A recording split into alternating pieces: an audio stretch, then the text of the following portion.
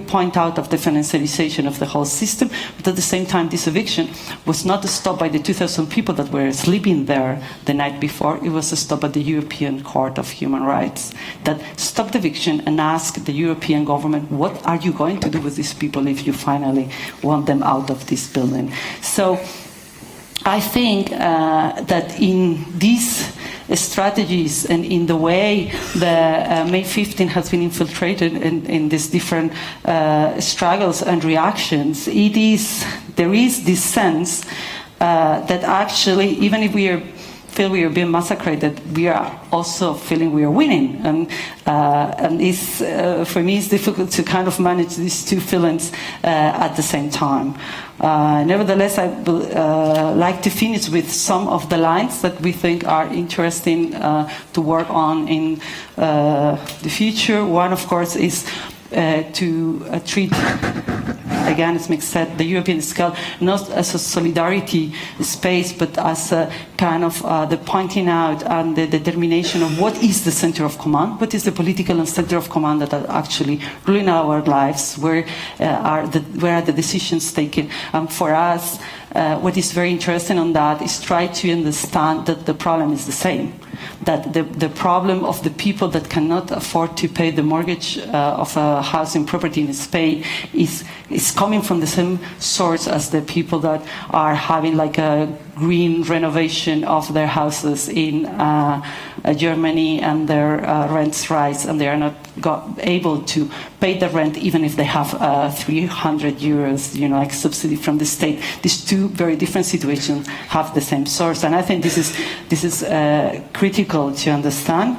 The other one is to understand how is the possible reappropriation of the public infrastructures that allowed until now the social reproduction, and by I mean the welfare state, and how again the Mareas education and health are trying to are not only getting back the public, but also restructuring and changing the public into something that we could use the words of the commons, more or less. And then also, and this we can discuss because it's a very Spanish situation, the May 15 challenge certain political consensus about how was the change from the dictatorship to democracy. We call this cultura de la transición, the transition culture. And for us, this is directly linked with the constituent process. Like every time has their own constitution, and we now are demanding for a constituent process that allow us to actually redefine the rules with which we are going to relate.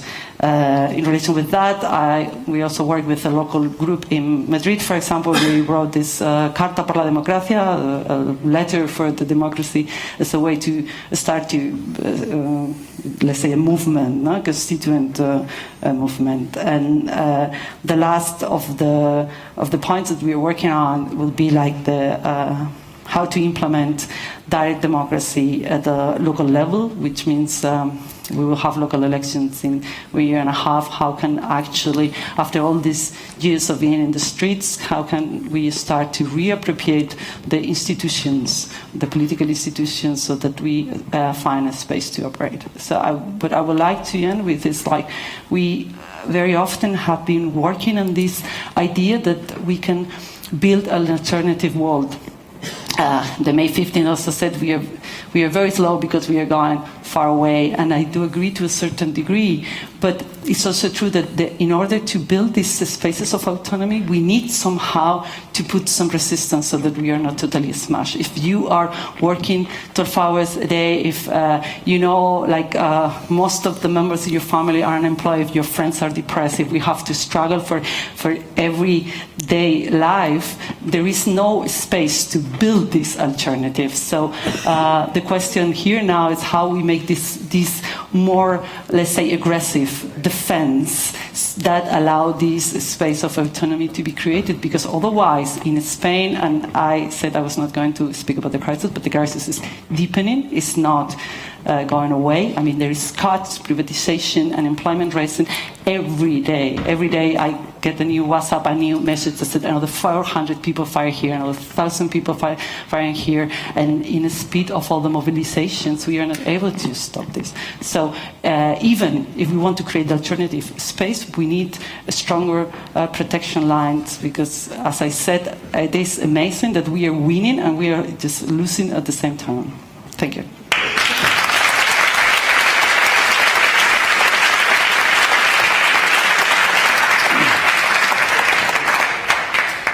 So I had some comments, but we don't have any time really. So I'll just open it up to discussion. Really? Oh, are we gonna extend it? Extend it? We'll extend. We need some time to go. Okay. All right. Well. Just be clear about it. We cannot do everything. Okay. Let's give ourselves another 10 minutes or something. So we've got 15. Yeah. There was a common stress on the need to work on an international level. While I agree with that, I want to make an opposite comment to stress that the national level is still the main arena of the class struggle. It remains still, either we want it or not, unfortunately. Because, in a few words, the subaltern classes have no means of changing the balance of forces now in the European context. We can make Euro March, European campaigns, European common days of action. Some will want to vote in Euro elections, but there is no such thing as a political space, a European political space. I think that democratizing the European Union institutions is almost impossible, is more difficult than democratizing, the nation state. It's more difficult, almost impossible. Still, unfortunately, the policies are implemented in the national level by a national state, voted by a national assembly, formulated, implemented by national governments, enforced by national police and of the coercive apparatus of a national state.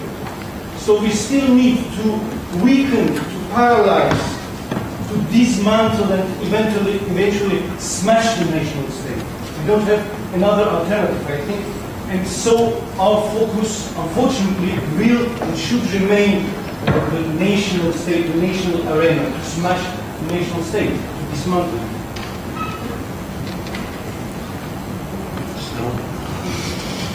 Yes, yeah.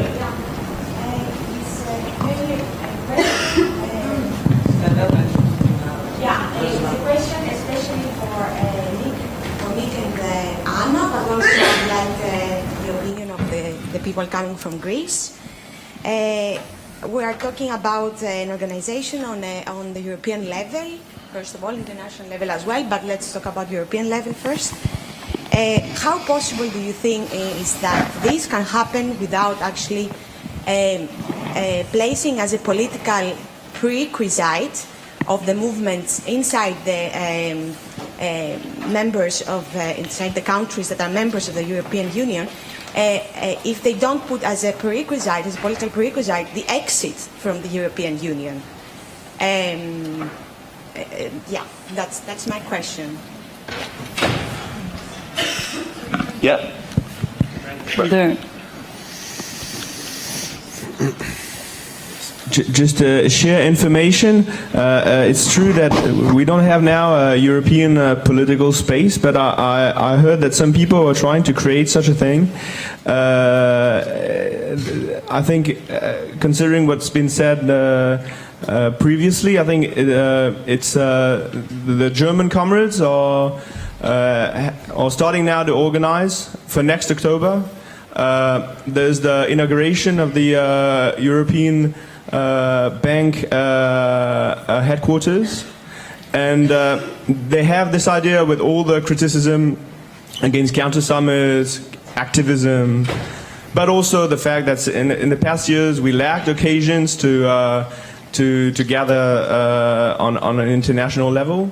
And they have this idea of inviting not just the activists from each country, But now that the conscience, that was the conscience of the activists in the anti-globalization movement, now that it's spread in the whole population, the idea is to invite all the people from Southern Europe and from different countries of Europe to smash the European Bank and prevent headquarters from being inaugurated. And I think it's kind of occasions and the process of organization for this that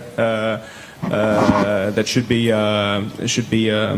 taken as an important date. Yeah. Let's have one more question here. I guess particularly addressing the Irish speaker, I would feel like I was a bit confused because you, in your presentation, you kind of put forth that you thought nothing could be done on a national level. But then when you presented solutions or directions that Irish social movements might take forward, to me it seemed like all of these things were very much on a national level and very much left reformist. And I think the Greek comrades brought up the good point that it seems like what we're facing is a crisis of the reproduction of capital as a whole. And so then when I see things like tax wealth or democratize European institutions, I'm not really sure what that looks like and how that's not on a national level, or like are democratized European institutions a structural possibility? What do those look like? How, I mean, yeah, sorry, there just seems to be a gap between the analysis and the solution. And I'd just like to add one comment to Ricardo, which I think was a point that maybe is taken up in some of the other talks as well, where I kind of think that there's a danger in talking about the crisis as being kind of engineered. And the idea here is that, yeah, that there's a new social order of neoliberal retrenchment that's being imposed, and that the crisis is a pretext, or it's just a fabrication almost to achieve this goal, right?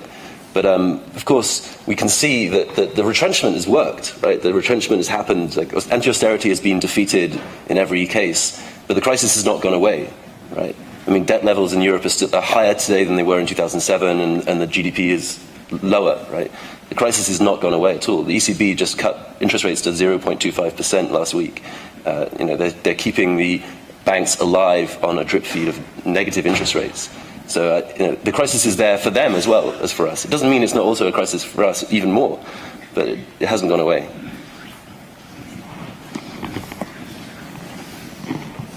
Our turn? So if you guys just wanted to respond to any of these points, and What order should we take? The opposite however you feel. first? Yeah. Yeah. Okay. Okay. We can go the other way. Okay.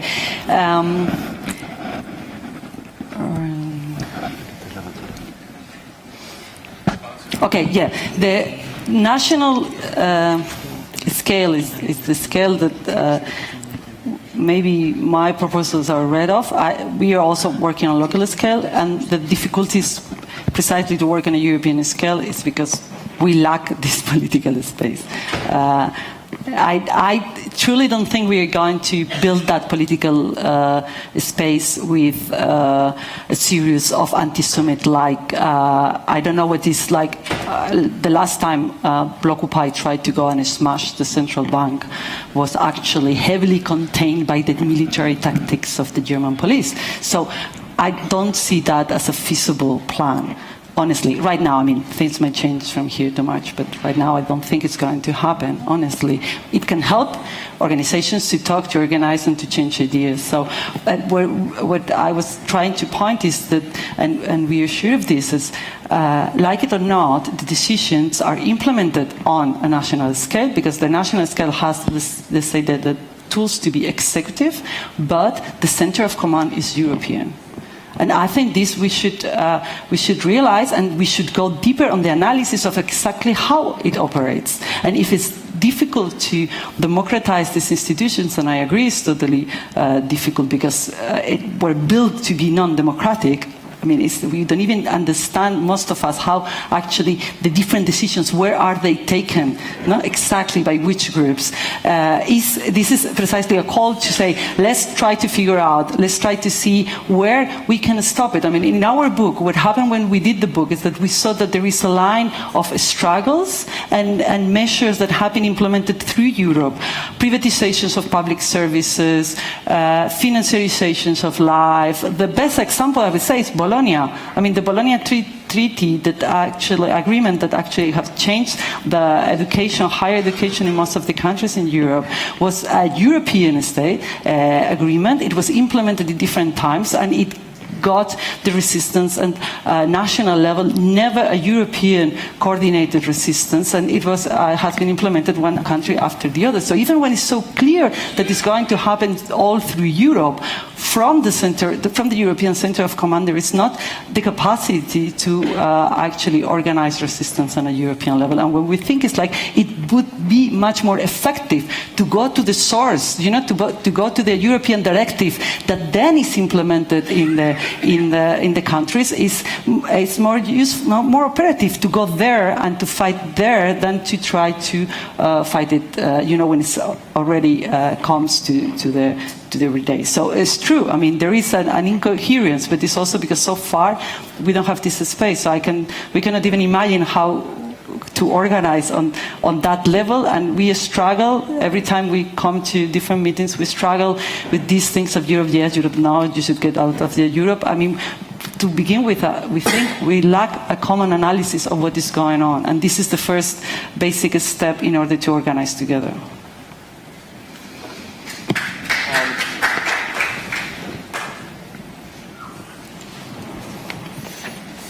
Is this working? Yeah. Okay, yeah, I just want to add a couple of things. I basically agree with everything Anna said, and that, you know, as she was outlining, I think it's not that the institutions of the nation state are, you know, a meaningless a mirage, but more so that their meaning in relation to the process of capital accumulation and neoliberalism can only be understood if we see them as part of a set of European institutions.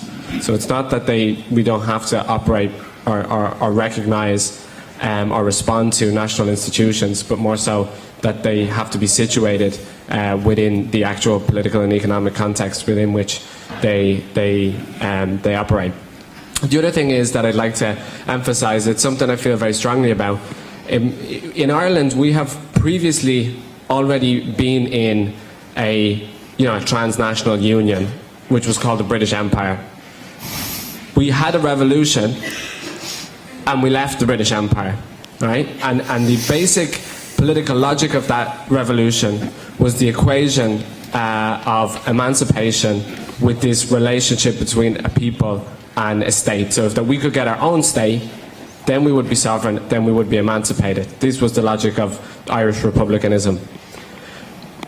What we found out as soon as we left the British Empire was that there was a number of very basic mechanisms that the British Empire could use to condemn Ireland to economic underdevelopment and cause an 80-year-long depression, which resulted in decades and decades of poverty and mass emigration.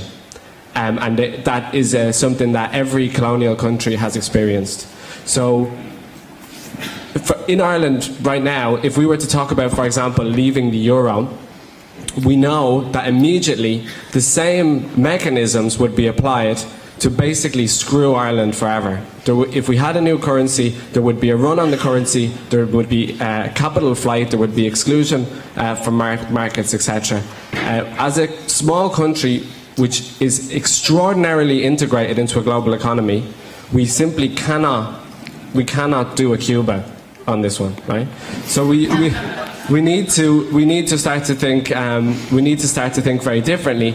And if that seems quite confused, it's because it is quite confused. That this is basically as far as I've gotten. But I think one of the things that's worth thinking about is, one of the speakers mentioned that it sounded like left reformism.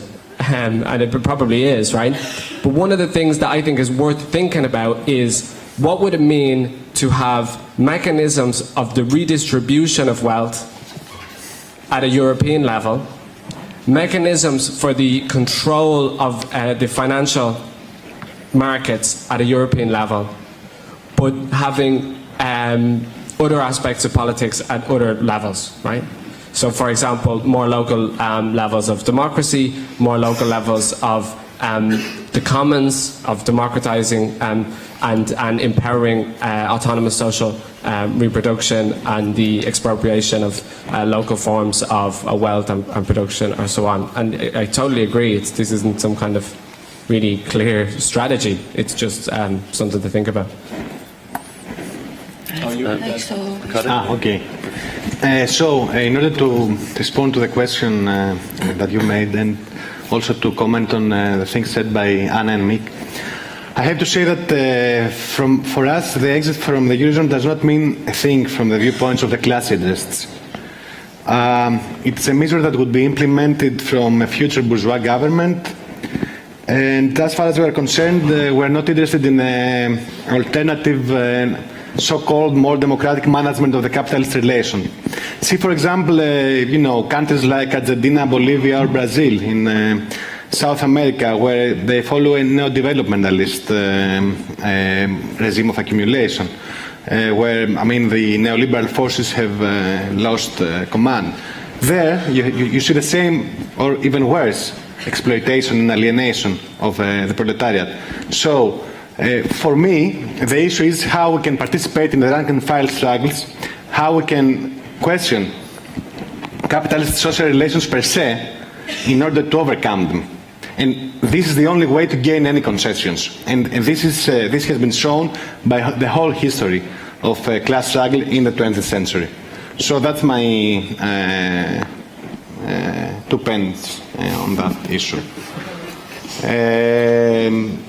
Now, I would like to comment on what Ricardo says, but maybe it's very late for that. Well, it's quickly, if you could do it quickly. Yeah. Okay, I would like just to say that, you can see this new regimes of governmentality within the European Union, but I cannot see it as something that is fixed or something that is somehow sure that would happen. Because on the other hand, you have a structural crisis of the European Union, and you have also not only this kind of transfer of the regime of government to the European level, but also we have also this dissolution tendencies within the European Union, this extreme nationalism that seems that gains momentum within, especially within Greece, for example. And so I'm not sure if we can speak about, a successful imposition of a new rule of European command.